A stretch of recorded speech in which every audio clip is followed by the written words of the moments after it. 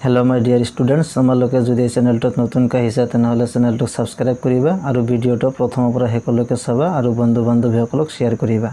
আজিৰ এই ভিডিওটোত আমি আলোচনা কৰিম ইংলিশ গ্ৰামাৰৰ যেটো আটাইতকৈ ইম্পৰ্টেন্ট টপিক হেটো হল টেন্স অৰ্থাৎ কাল সম্পৰ্কে আলোচনা কৰিম। একেবাৰে বেসিকৰ পৰা তোমালোকে এইবিলাক লিখি লৈ প্ৰ্যাকটিস কৰি লবা। সো প্ৰথমতে দিয়া আছে টেন্সৰ যেটো অৰ্থ হেটো হল কাল বুলি আমি জানো। সো ইয়াৰ যেটো ডেফিনেশন ভাৰ্বে যি ৰূপৰ দ্বাৰা কোনো এটা কাম বা একশনক কোন সময়ত হয় হৈছিল বা হ'ব বুজায় তাকে ভাৰ্বৰ টেন্স বুলি কোৱা হয়। অৰ্থাৎ কোনো এটা কাম বা একশন কোনটো সময়ত হৈছিল বা কেতিয়া হ'ব এনেকুৱা অৰ্থ যদি বুজোৱা হয় তেনেহলে তাকে ভাৰ্বৰ কি বুলি কোৱা হয় টেন্স বুলি কোৱা হয়। অৰ্থাৎ এই ডেফিনেশনটো তোমালোকে মুখস্থ কৰিবা আৰু তাৰ পিছতটো চোৱা টেন্সৰ যেটো শ্ৰেণী বিভাজন অৰ্থাৎ টেন্স প্ৰধানকৈ তিনি প্ৰকাৰ। টেন্স প্ৰধানকৈ আমি তিনিটা প্ৰকাৰত ডিভাইড কৰিব পাৰো। নাম্বাৰ 1 যেটো দিয়া আছে প্ৰেজেন্ট টেন্স অৰ্থাৎ বৰ্তমান কাল, নাম্বাৰ 2 পাষ্ট টেন্স অৰ্থাৎ অতীত কাল আৰু নাম্বাৰ 3 ফিউচাৰ টেন্স বা ভৱিষ্যৎ কাল। এতিয়া চোৱা প্ৰেজেন্ট টেন্স আকৌ চাৰি প্ৰকাৰ অৰ্থাৎ মূল যি তিনিটা টেন্স আছে এই প্ৰতিটো টেন্সৰে আকৌ চাৰিটাকৈ ভাগ আছে অৰ্থাৎ তিনিটা আৰু চাৰিটাকৈ ভাগ থাকিলে টোটাল 12টা টেন্স হ'ব। চোৱা প্ৰেজেন্ট টেন্সক আকৌ আমি কি চাৰি প্ৰকাৰ ভাগ কৰিব পাৰো। হেইবোৰ হল নাম্বাৰ 1 সো প্ৰেজেন্ট টেন্সৰ যি চাৰিটা ভাগ হেগেটা হল present indefinite tense, number 2 present continuous tense, number 3 present perfect tense আৰু number 4 present perfect continuous tense. অৰ্থাৎ প্ৰেজেন্ট টেন্সৰে এই চাৰিটা ভাগ। ঠিক একেদৰে পাষ্ট টেন্সৰো চাৰিটা ভাগ আছে। Number 1 past indefinite tense, number 2 past continuous tense, number 3 past perfect tense, number 4 past perfect continuous tense, number 3 সোয়া future tense। future tense को আমি চাৰিটা ভাগত ভাগ কৰিব পাৰো। number 1 future indefinite tense, number 2 future continuous tense, number 3 future perfect tense আৰু number 4 future perfect continuous tense। অৰ্থাৎ ইয়াৰ পৰা আমি গম পালো যে প্ৰতিটো টেন্সৰ অৰ্থাৎ প্ৰেজেন্ট টেন্সৰ চাৰিটা ভাগ আছে, পাষ্ট টেন্সৰ চাৰিটা ভাগ আছে আৰু ফিউচাৰ টেন্সৰ চাৰিটা ভাগ আছে। টোটাল এই 12টা টেন্স সম্পৰ্কে আমি আলোচনা কৰিব লাগিব। তে চোৱা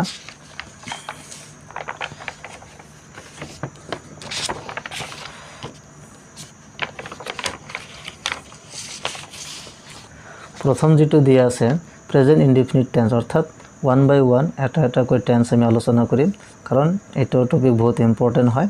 কনসেপ্ট বিলাক ক্লিয়াৰ কৰিব লাগিব। নাম্বাৰ 1 যেটো দিয়া আছে চোৱা প্ৰেজেন্ট ইনডিফিনিট টেন্স ইয়াৰ আৰু এটা নাম আছে, তাৰ নাম হৈছে simple present tense. Simple present tense বা present indefinite tense. So present indefinite tense আসলে কি বুঝায় বৰ্তমানৰ অনিৰ্দিষ্ট কাল বুজোৱা হয়। বৰ্তমানৰ অনিৰ্দিষ্ট কাল যি টেন্সৰ দ্বাৰা বুজোৱা হয় টেন্সক কি বুলি কোৱা হয় প্ৰেজেন্ট ইনডিফিনিট টেন্স বুলি কোৱা হয় বা সিম্পল প্ৰেজেন্ট টেন্স বুলি কোৱা হয়। এতিয়া চোৱা প্ৰেজেন্ট ইনডিফিনিট টেন্সৰ বিষয়ে জানিবলৈ হলে প্ৰথমতে ইয়াৰ যেটো প্যাটাৰ্ন বা গঠন বা ফৰ্মেশন সম্পৰ্কে জানিব লাগিব। এইটো জানিলেহে তুমি প্ৰেজেন্ট ইনডিফিনিট টেন্স সম্পৰ্কে জানিব পাৰিবা। তাৰ কাৰণে চোৱা প্যাটাৰ্ন বা ফৰ্মেশনটো কিয় জানিব লাগিব, কোনো এটা সেন্টেন্স কোনটো টেন্সত আছে হেটো জানিবৰ কাৰণে ইয়াৰ যেটো ফৰ্মেশন গঠন বা প্যাটাৰ্ন হেটো জানিব লাগিব।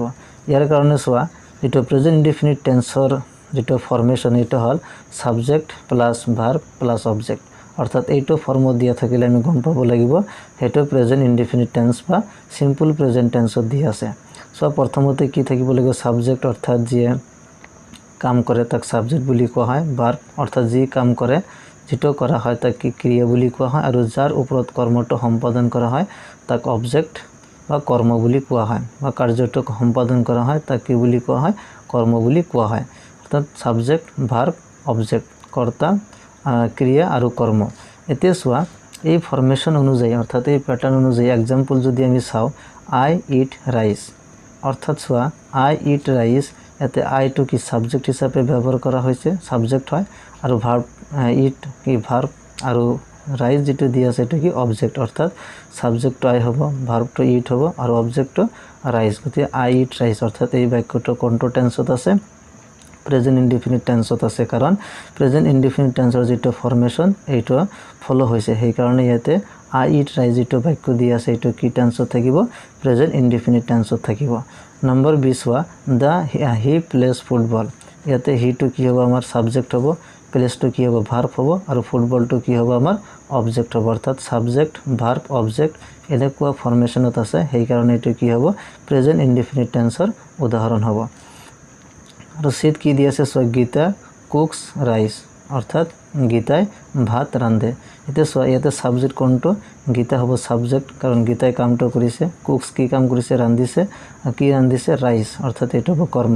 অবজেক্ট সেই কাৰণে ইয়াতে কি হ'ব so Gita subject plus cooks এটা verb plus object to rice অর্থাৎ এটো প্রেজেন্ট ইনডিফিনিট টেন্সৰ উদাহৰণ হয় কাৰণ সাবজেক্ট ভাৰ্ব অবজেক্ট এনেকুৱা ফৰ্মত আছে কেতিয়াবা পৰীক্ষা দিব পাৰে সাবজেক্ট ভাৰ্ব অবজেক্ট এনেকুৱা ফৰ্মত দি আছে গতিকে এই গঠন অনুযায়ী এটা বাক্য তৈয়াৰ কৰা বা গঠন কৰা এনেকুৱা প্ৰশ্ন সুধিব পাৰে তেনেহলে subject plus verb plus object যদি দিয়া থাকে এনেকুৱা আৰু বহুত আমি বাক্য বনাব পাৰো তোমালোকে এনেকৈ সাবজেক্ট বা বেলেগ বেলেগ ভাৰ্ব লৈ আৰু সাবজেক্ট লৈ তোমালোকে বাক্য বনাব পাৰিবা মই জাস্ট এই তিনিটা এক্সাম্পল দি দিছো এতিয়া সোৱা যেটো ইম্পৰ্টেন্ট পাৰ্ট হ'ব প্ৰেজেন্ট ইনডিফিনিট টেন্সৰ এই প্ৰেজেন্ট ইনডিফিনিট টেন্সৰ ফৰ্মেশন তো আমি জানিলো এতিয়া এই প্ৰেজেন্ট ইনডিফিনিট টেন্সৰ ব্যৱহাৰ কি অৰ্থাৎ কি ক্ষেত্ৰত প্ৰেজেন্ট ইনডিফিনিট টেন্স ব্যৱহাৰ কৰিব পাৰো সোৱা ইউজেস অৰ্থাৎ ব্যৱহাৰ এ একটা অব্যাগত কাম হেবিচুৱেল একশন প্ৰকাশ কৰিবলৈ প্ৰেজেন্ট ইনডিফিনিট টেন্স ব্যৱহাৰ কৰা হয়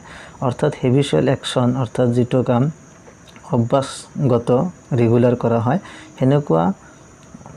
হেনেকুৱা কাম বুজাবলৈ হলে কি টেন্স ব্যৱহাৰ কৰা হয় প্ৰেজেন্ট ইনডিফিনিট টেন্স ব্যৱহাৰ কৰা হয় উদাহৰণ স্বৰূপে সোৱা example number 1 I go to school every day মই সদায় অৰ্থাৎ প্ৰতিদিনে কি কৰো স্কুললৈ যাও এভৰিডে অৰ্থাৎ প্ৰত্যেক দিনে এটোকে সদায় অব্যাগত হেবিচুৱেল একশন বুজোৱা হৈছে সেই কাৰণে এটো কি হ'ব এটো প্ৰেজেন্ট ইনডিফিনিট টেন্সৰ উদাহৰণ হ'ব হি ভিজিটস কাশ্মীৰ এভৰি ইয়াৰ তেও প্ৰত্যেকবাৰে কি কৰে কাশ্মীৰ ভিজিট লৈ যায় এভৰি ইয়াৰ অৰ্থাৎ এটো হেবিচুৱেল একশন বুজোৱা হৈছে সেই কাৰণে এতে যেটো প্ৰেজেন্ট ইনডিফিনিট টেন্সৰ যেটো ভাৰ্ব ফৰ্ম যেটো সাবজেক্ট টু ভাৰ্ব ভিজিট এতে কি এটা এস বহাব লাগিব হি ভিজিটস কাশ্মীৰ এভৰি ইয়াৰ এতে এস বহোৱাৰ কাৰণ হল যেটো সাবজেক্ট দি আছে এটো কি থাৰ্ড পাৰসন হয় আৰু সিঙ্গুলাৰ নাম্বাৰ হয় যদি সাবজেক্টটো থাৰ্ড পাৰসন সিঙ্গুলাৰ নাম্বাৰ হয় তেনেহলে যেটো মেইন ভাৰ্ব দিয়া থাকিব মেইন ভাৰ্বৰ লগত এস বা ইএস যোগ কৰিব লাগিব অৰ্থাৎ ইয়াতে কি বহিব এস বহিব he visits Kashmir every year